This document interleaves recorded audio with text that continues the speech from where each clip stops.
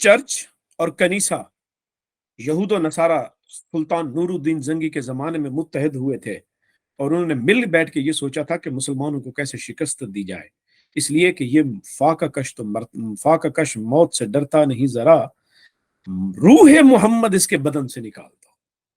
कहा कि भाई अब ये कैसे मरेगा, वो इन्वॉल्व है। उन्होंने कहा कि ये मुसलमान दुनिया के किसी भी कोने में हो, बेअमल हो, नमाजें न पढ़े, रोजे न रखे, कुछ भी हो, लेकिन जैसे ही ये मुस्तफ़ा नबी अलैहिस्सलाम के मज़ार अक़दस पे पहुंचता है, इसकी बैटरी फुल चार्ज हो जाती है, ये दोबारा से नए सिरे से मोमिन बन के खड़ा हो जाता है।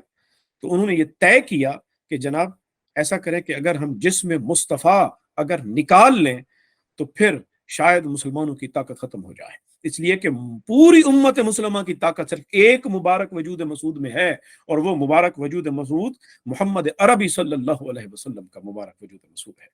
तो फिर वही हुआ कि दो यहूदी जो थे उन्होंने भेजे कि वो जाएं और हुजूर अलैहिस्सलातु वस्सलाम के जस्द अक़दस को निकालें।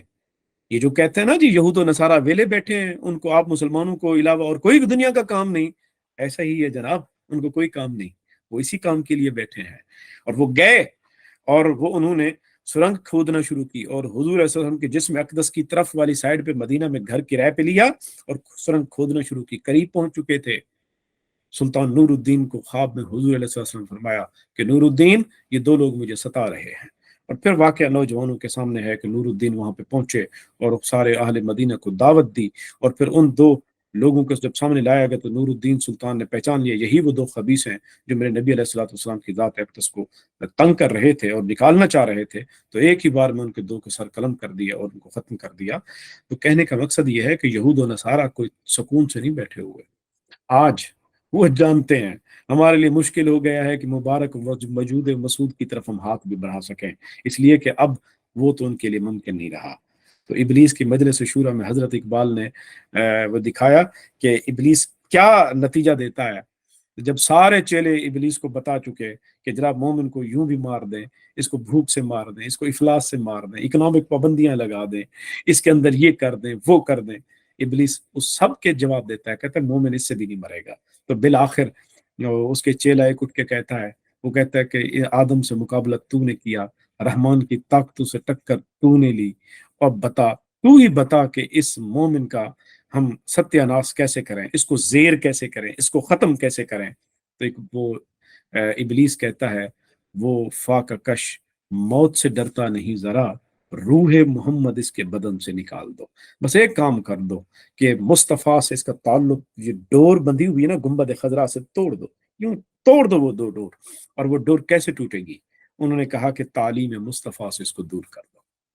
इसको जब आप मुस्तफ़ा करीम अलैहिस्सलाम की तालीमात से दूर करोगे, सुन्नत मुस्तफ़ा से दूर करोगे, तो इसका मतलब है कि तुमने मुस्तफ़ा का ताल्लुक तोड़ दिया। अब ये राख का ढेर है और कुछ भी नहीं। अब तुम फिर मुसलमान नहीं उठ सकता। बस अपने नबी अलैहिस्सलाम से इसका ताल्लुक तोड़ दो। अब वो ताल्लुक तोड़ने की सूरत क्या थी? उन्होंने सबसे पहला काम ये किया कि उम्मत मुस्लिमा के अंदर वो फिरके पैदा कर दिए, जिन्होंने आकर सबसे पहला काम ही ये किया कि उन्होंने कहा कि जी मोहम्मद सल्लल्लाहु अलैहि वसल्लम वो भी तो हमारी तरह इंसान थे। आहिस्ता आहिस्ता ये नजरियात जो है वो पैदा करने की कोशिश की गई, ताकि हुजूर अलैहिस्सलाम की जो अहमियत है आपका, वो आहिस्ता आहिस्ता कम की जाए। और बतदरीज होते होते मामला कहाँ तक जाके पहुंचा, कादियानी ने कुफ्र नबूवत का दावा खड़ा कर दिया। और उसके बाद यहाँ पर गुलाम अहमद परवेज, नाम देखें गुलाम अहमद, और उसने तसव्वुर क्या दिया आकर, उसने तसव्वुर ये दिया आकर गुलाम अहमद परवेज ने कि जी सुन्नत ही तो मौलवियों ने घड़ी है, लिहाजा हमें सुन्नत नहीं चाहिए, हमें हदीस नहीं चाहिए। मुनकरीन ने हदीस पैदा कर दी है, मुनकरीन ने सुन्नत पैदा कर दी है। क्यों? इसलिए कि जब आप मुनकरीन सुन्नत पैदा कर दें तो मुस्तफ़ा से खुद ब खुद ताल्लुक टूट जाएगा। बस मुस्तफ़ा से ताल्लुक टूटने की देर है, फिर मुसलमान को अब दुनिया की कोई ताकत भी इसको बचा नहीं सकती, बर्बाद हो जाएगा। तो इसलिए यहूद और नसारा आज क्यों उम्मत मुस्लिमा इस हालत और ज़बू हाली का शिकार है? आज का नौजवान क्यों उलझनों में है? कटी पतंग की तरह है कि कभी इधर मगरिब का झोंका आता है, उसको यूं बहा लेके जाता है, यूं बहा के ले जाता है। और हमारा नौजवान इस वक्त बिल्कुल कटी पतंग की तरह है, उसको खबर ही नहीं कि मैं कौन हूं, मैं कहां से आया हूं, मेरी हकीकत क्या है। अपनी हकीकत से आशना नहीं है ऐसा नौजवान। उसकी वजह क्या है? वजह यही है कि दीन मुस्तफ़ा से दूरी है। उसको पता नहीं है कि मैं किस कौम का पाला हुआ हूँ। हजरत इकबाल आकर उसको बताते हैं कि तुझे उस कौम ने पाला है आगोश मोहब्बत में, कुचल डाला था जिसने पाऊं में ताजे सरे दारा।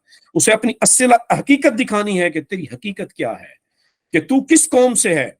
हजरत इकबाल कहते हैं आज तू यहाँ पे खड़ा होके मरूब होके देखो जनाब वो सियारे की तरफ, वो आसमान की तरफ भेज रहे हैं। हजरत इकबाल कहते हैं ए नौजवान क्या कह रहा है तू, यहाँ पे खड़ा हुआ वो फराख या अफलाक के उस सियारे की तरफ तू देख के यूं कह रहा है कि ये देखे ये सियारा जा रहा है। हजरत इकबाल कहते हैं कि ना जो नहीं जनाब, नौजवान को कहते हैं कि तेरी हकीकत क्या है।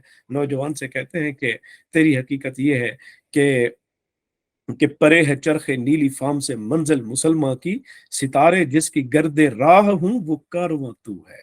ए नौजवान, जिन सितारों ने तेरे कदमों में रुलना था वही सितारे, और जिनकी तरफ कोई सियारे भेज रहा है आज तू उसकी तरफ बैठ के हैरत ज़दा हो रहा है कि वो ये भेज रहे हैं, ये है तेरी है। तू तो मरूब हो चुका है, तो अपनी हकीकत से नाआशना है। तो इसलिए हजरत इकबाल इंसान को वही कुरान का पैगाम देता है, अपनी हकीकत को पहचान। जब तक हमारे नौजवान का प्रॉब्लम क्या है, हमारे नौजवान का प्रॉब्लम है आइडेंटिटी, आइडेंटिफिकेशन, सेल्फ आइडेंटिफिकेशन का इशू है और कुछ भी नहीं।